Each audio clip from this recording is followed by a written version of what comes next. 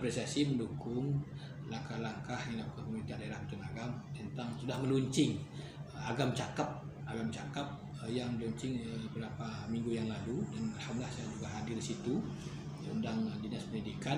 Tentu kita mengapresiasi bahwa kita kalau melihat ke belakang, agama ini pusat intelektual, pusat para cendekiawan, pusat ulama, dan sekarang ini tentu menurun karena memang kita evaluasi. Kenapa? Karena memang mutu pendidikan kita, ilmu motivasi anak kita yang menurun. Nah, itu mungkin dengan adanya launching Agam Cakap, agam cerdas, aktif, kreatif, adat perilaku yang disingkatan di Cakap tadi, kita sangat mendukung.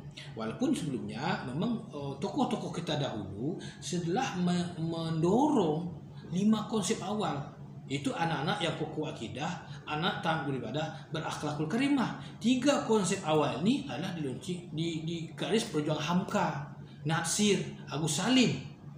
Dan kokoh akidah, taat beribadah, berakhlakul karimah adalah anak-anak harus menguasai ilmu agama. Dia hafiz Quran, dia pandai mengaji, dia kokoh akidahnya.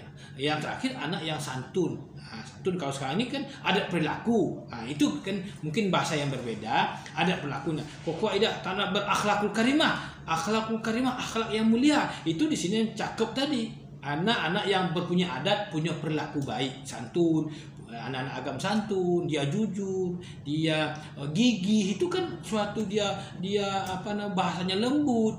Nah, itu kan anak-anak yang udah dicanangkan dulu. Nah, ini mungkin kita tumbuhkan, termasuk juga tadi anak yang menguasai ilmu teknologi. Kata Hamka sehari dulu, anak agak harus menguasai ilmu teknologi. Kalau dia tidak bisa, dia pedagang hebat, jadi intelektual yang hebat, atau dia menjadi pakar yang mahir. Kalau dia tidak berilmu di teknologi, harus pendidikan formal. Nah, terakhir anak-anak agam yang punya keterampilan hidup, pandainya masak, pandai bertukang, pandai menjahit, pandainya mengaji, pandainya memimpin. Itu kan keterampilan, tidak bisa dipelajari capek. Untuk memimpin saja butuh jadi jorong dulu sekian tahun, 5 kali. Kalau lo berhasil, kau tidak jadi butuh orang kan. Nah, jadi pemimpin pun adalah suatu kecakapan atau suatu keterampilan. Mengacakap adalah keterampilan. Jadi utuh saya kira, termasuk tadi anak-anak yang cerdas. Cerdas tentu tidak mulai dengan belajar sekolah, tentu mulai dari lahir. Dari anak ibunya hamil, makannya cukup, gizinya cukup, lahir dengan baik, posyandu hidup di agama ini, makannya bergizi, baru lahir anak yang cerdas. Kalau anak saya sulang kan tidak mungkin. Itu dimulai dari posyandu, aktif di agama, aktif kembali posyandu, makanan bergizi, orang hamil harus aktif lagi, dan dilamar untuk dimakan, diparah untuk kepakan, tanam tua untuk tabungan. Itu harus hidupkan, didorong kembali keberhasilan pemerintah sebelumnya yang bagus dijalankan lagi, sehingga anak agam lahir cerdas. Cerdas lahir belum bisa juga kalau tidak dibesarkan dengan makan yang bergizi, cukup pangan, cukup bahan, cukup gizi, cukup vitamin. Nah, di samping anak-anak yang dibekali yang lain, cerdas, itu sehingga dia lahir dengan kecerdasan tinggi, dia dibesarkan seumur 5 tahun dengan makan bergizi, sehingga IQ-nya tinggi. Cerdas dia. Kalau IQ-nya rendah, tidak bisa diajar, ada kan IQ penting, susah diajar karena kecerdasan rendah. Baru saya cerdas, aktif ini juga anak yang sehat. Tidak bisa anak aktif itu anak yang loyo, makannya tidak bergizi. Maka perlu anak agama aktif untuk energi yang kuat. Kalau energinya rendah, makannya nasi saja tak bisa anak aktif. Maka butuh energi pangan, lengkap. Tabik-tabik di agama yang banyak kok. Program Pati juga tumbuh kembali tabik, sawah yang mungkin tambah ikan, tambah udang. Tapi untuk menumbuhkan gizi masyarakat, sehingga anak muda agam, anak ini aktif, energinya cukup, dari pagi belajar sampai siang, sampai sore lo mengaji. Kalau makannya tidak bergizi, jam 10 loyo lah ngantuk. Itu penting aktif. Duduk kreatif nanti tentu betul cerdas, aktif, kreatif akan muncul kalau memang dia aktif, kreatif, ide rasanya muncul, dibentuk di samping dia cerdas, aktif, didukung lingkungan yang nyaman untuk belajar. Kalau di lingkungan nyaman, sampai olahraganya ada, sampai mengajinya cukup, buku-bukunya cukup. Dia ingin membaca buku nggak ada, tentu tidak bisa. Dia ingin baca pustaka lengkap, alhamdulillah dia aktif. Kreatif, dia ingin sesuatu yang baru, ide-idenya. Mungkin anak muda ingin sesuatu yang baru, ada usaha-usaha contoh anak muda, didorong dia kreatif, membawa usaha-usaha perkebunan, usaha-usaha pertanian, usaha perikanan, sehingga muncul anak-anak yang kreatif, sehingga dia nanti menjadi pengusaha-pengusaha besar.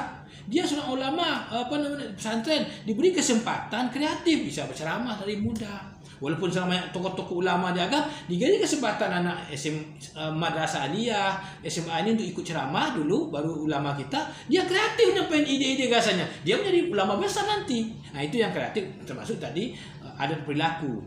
Adat perilaku tentu akhlak mulia yang disampaikan ulama terdahulu, bagaimana agama ini melahirkan anak-anak yang berakhlakul karimah, anak yang santun, anak yang gigih, yang ulet, yang tekun, yang pantang menyerah. Ini yang konsep awal. Jadi nanti dia jadi pemimpin, mungkin jadi pegawai, jadi usahawan, tertumbuk masalah dia lari. Akhirnya kan gagal dia. Maka anak-anak yang gigih, yang kreatif, yang pantang menyerah ini memang bentuk dari awal, dari sekolah, sehingga dia menjadi anak unggul. Nah, goal semua adalah cerdas, aktif, kreatif, adat dan budaya, perilaku baik, anak-anak agama yang unggul, penuh keunggulan, dia aktif kelas itu kan, umat yang terbaik ketika agama Islam, melahirkan umat masyarakat yang terbaik di wilayah sendiri agama Sumatera, insya Allah di Indonesia, sehingga kita kembali melahirkan tokoh-tokoh besar seperti Hamka, Profesor Hamka yang mendunia, Syekh Rasuli yang mendunia, Agus Salim yang mendunia. Nah, sekarang ini yang mungkin agak redup. Nah, itu kita munculkan kembali karena tentu tak lepas dari melahirkan anak-anak agama yang hebat, yang unggul, sehingga kemudian hari kita melahirkan banyak pengusaha agama, banyak pemimpin agama yang hebat, banyak ulama-ulama lagi, banyak wartawan segala macam yang mungkin seperti Rohana Kudus yang mendunia. Nah, itu tuh kan mulai dari dia menulis, anak-anak yang hebat menulis dari muda sudah menulis, hingga bisa nanti 10 tahun yang akan datang menjadi wartawan yang memang hebat mendunia. Begitu saya sampaikan, kita mendukung penuh program ini, insya Allah. Sisi anggaran agama sekarang di sisi anggaran masalah 580 miliar untuk pendidikan. Sudah besar. Hampir lebih 30% di APBD agama ini untuk pendidikan. Namun bagaimana ditingkatkan lagi dengan efektivitas, efisien yang tinggi. Kalau dulu banyak kita memenah salah pendidikan kita, mungkin gedung-gedung sekolah kita yang harus diperbaiki. Sekarang digeser sedikit untuk peningkatan mutu pendidikan kita. Bagaimana melatih guru yang kalau mereka anak yang cakap tadi tidak bisa kalau guru kita tidak berkualitas.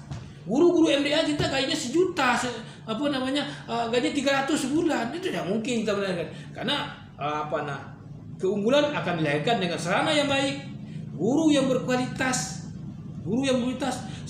dukungan orang tua, anak-anak yang semangat tinggi dengan makan yang bergizi, baru bisa melahirkan suatu keunggulan. Ini mungkin orientasi panjang, mudah-mudahan menjadi ladang amal kita, melahirkan generasi unggulan, sehingga agama kembali menjadi melahirkan tokoh-tokoh hebat di masa. Terima kasih. Assalamualaikum warahmatullahi wabarakatuh.